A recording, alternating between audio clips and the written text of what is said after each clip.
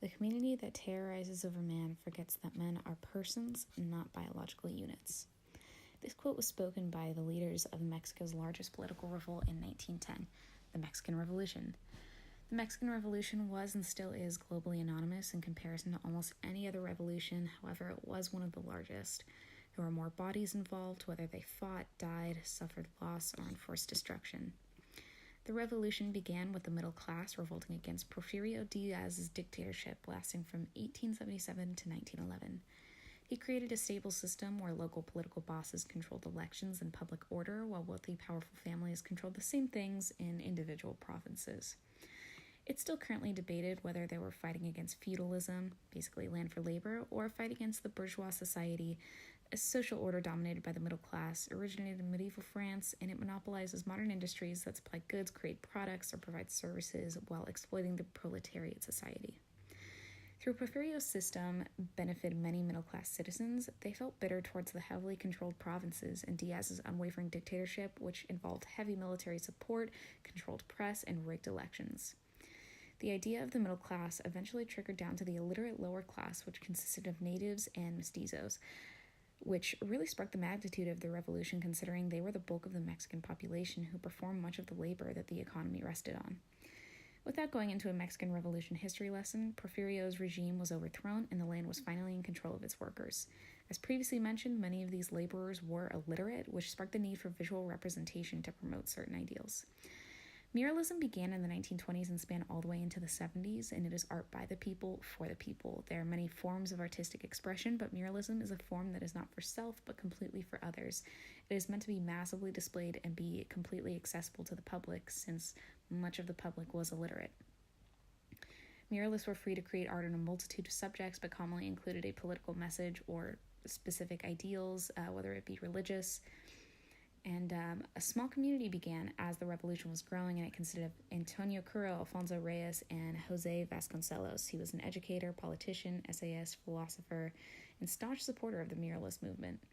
And they were joined by Jose Guadalupe Posada and Gerardo Murillo, who is known for his first modern mural. And the force of these men created a massive influence on the generations of Mexican muralists, especially being those of Los Tres Grandes, or the Three Greats, Diego Rivera, Jose Clemente Orozco, and David Alfaro Siqueiros, who all continued the work of Jose Vasconcelos. So the first work I'd like to get into is Creation by Diego Rivera. This was painted in caustic in 1922. And this was Rivera's first government commissioned mural by Jose Vasconcelos that we mentioned earlier, to be painted around a pipe organ at San Ildefonso College. In Diego's words, this piece is a condensed version of human history. There are a lot of religious motifs like hope, teaching, and charity. Many characters in this mural are seen wearing halos, and it seems like there are two angels descending from heaven wearing wings. And there are also some allegories to science as represented in the constellation or stars at the top of the mural, and the three hands could easily represent the Holy Trinity. This painting is very obviously in a Mexican style, possibly to pay homage to his heritage, and although the mural isn't very politically charged, it promotes the values and morals fundamental to the revolution to create Mexico's new identity. The second work I'd like to talk about is Maternity by Jose Clemente Orozco. This was painted fresco in 1923, and this was painted for the ground floor of the National Preparatory School in Mexico City. This painting is very dark in terms of the color palette, which Jose is actually known for. It's commonly thought to express his solidarity with those in despair and to emphasize human suffering and cruelty. However, the nature of this picture isn't necessarily sad. It's a mother depicted holding her child, which could be an allegory to Mary holding Jesus, which is another religious allegory that we see.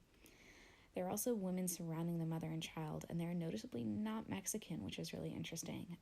This could potentially be a subtle message to challenge the government in regards to reaching equality and critique the very institution that commissioned him for his work. Next, I'd like to talk about The Elements by David Alfaro Siqueiros. This was painted in caustic in 1924.